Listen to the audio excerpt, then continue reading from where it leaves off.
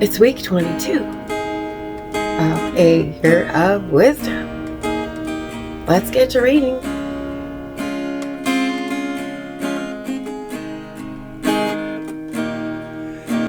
Day 154. Job 3.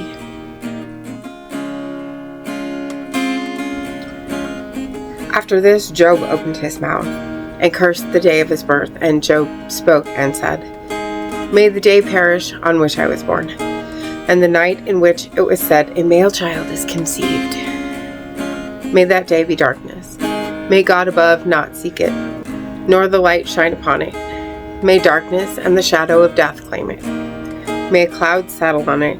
May the blackness of the day terrify it. As for that night, may darkness seize it. May it not rejoice among the days of the year. May it not come into the number of months. Oh, may that night be barren. May no joyful shout come into it. May those who curse it curse the day, those who are ready to arouse Leviathan. May the stars of its morning be dark. May it look for light but have none, and not see the dawning of the day, because it did not shut up the doors of my mother's womb, nor hide sorrow from my eyes. Why did I not die at birth? Why did I not perish when I came from the womb? Why did the knees receive me? Or why the breasts that I should nurse? For now I would have lain still and been quiet. I would have been asleep. Then I would have been at rest with kings and counselors of the earth, who built ruins for themselves, or with princes who had gold, who filled their houses with silver. Or why was I not hidden like a stillborn child, like infants who never saw light? There the wicked cease from troubling, and there the weary are at rest. There the prisoners rest together. They do not hear the voice of the oppressor. The small and great are there, and the servant is free from his master. Why is the light given to him who's in misery, and life to the bitter of soul, who long for death, but it does not come, and search for it more than hidden treasures, who rejoice exceedingly and are glad when they can find the grave? Why is the light given to a man whose way is hidden, and whom God has hedged in? For my sighing comes before I eat, and my groanings pour out like water, for the thing I greatly feared has come upon me, and what I dreaded has happened to me. I'm not at ease, nor am I quiet. I have no rest, for trouble comes." Proverbs 3. My son, do not forget my law, but let your heart keep my commands. For length of days and long life and peace they will add to you. Let not mercy and truth forsake you. Bind them around your neck. Write them on the tablet of your heart, and so find favor and high esteem in the sight of God and man. Trust in the Lord with all your heart, and lean not on your own understanding. In all your ways acknowledge him, and he shall direct your paths. Do not be wise in your own eyes. Fear the Lord and depart from evil. It will be health to your flesh and strength to your bones. Honor the Lord with your possessions, and with the first fruits of all your increase. So your barns will be filled with plenty, and your vats will overflow with new wine. My son, do not despise the chastening of the Lord, nor detest his correction. For whom the Lord loves, he corrects, just as a father the son in whom he delights. Happy is the man who finds wisdom, and the man who gains understanding. For her proceeds are better than the profits of silver, and her gain than fine gold. She's more precious than rubies, and all the things you may desire cannot compare with her. Length of days is in her right hand, in her left hand riches and honor. Her ways are ways of pleasantness, and all her paths are peace. She's a tree of life to those who take hold of her, and happy are all who retain her. The Lord by wisdom founded the earth. By understanding he established the heavens. By his knowledge the depths were broken up, and the clouds dropped down the dew. My son, let them not depart from your eyes. Keep sound wisdom and discretion, so they will be life to your soul and grace to your neck. Then you will walk safely in your way, and your foot will not stumble. When you lie down, you will not be afraid. Yes, you will lie down, and your sleep will be sweet.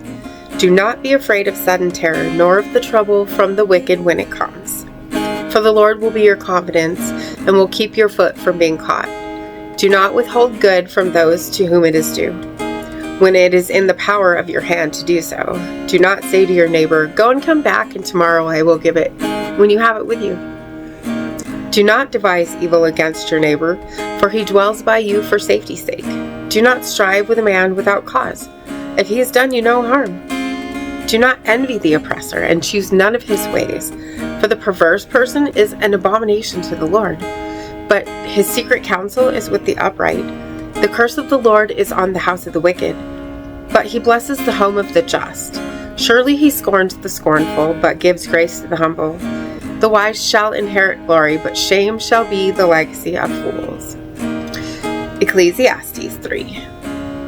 To everything there is a season, a time for every purpose under heaven. A time to be born and a time to die, a time to plant and a time to pluck what is planted, a time to kill and a time to heal, a time to break down and a time to build up, a time to weep and a time to laugh, a time to mourn and a time to dance, a time to cast away stones and a time to gather stones, a time to embrace and a time to refrain from embracing, a time to gain and a time to lose, a time to keep and a time to throw away, a time to tear and a time to sow, a time to keep silence and a time to speak, a time to love and a time to hate, a time of war and a time of peace.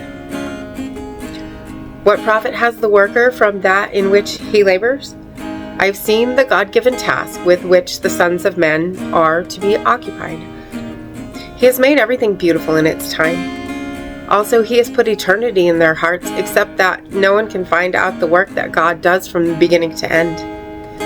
I know that nothing is better for them than to rejoice and to do good in their lives, and also that every man should eat and drink and enjoy the good of all his labor. It is the gift of God. I know that whatever God does, it shall be forever. Nothing can be added to it, and nothing taken from it. God does it that men should fear before him. That which is has already been, and what is to be has already been. And God requires an account of what is past. Moreover, I saw under the sun, in the place of judgment, wickedness was there, and in the place of righteousness, iniquity was there. I said in my heart, God shall judge the righteous and the wicked, for there is a time there for every purpose and for every work. I said in my heart concerning the condition of the sons of men, God tests them, that they may see that they themselves are like animals. For what happens to the sons of men also happens to animals. One thing befalls them. As one dies, so dies the other. Surely they all have one breath. Man has no advantage over animals, for all is vanity. All go to one place. All are from the dust, and all return to dust. Who knows the spirit of the sons of men, which goes upward, and the spirit of the animal, which goes down to the earth? So I perceive that nothing is better than that a man should rejoice in his own works, for that is his heritage. For who can bring him to see what will happen after him?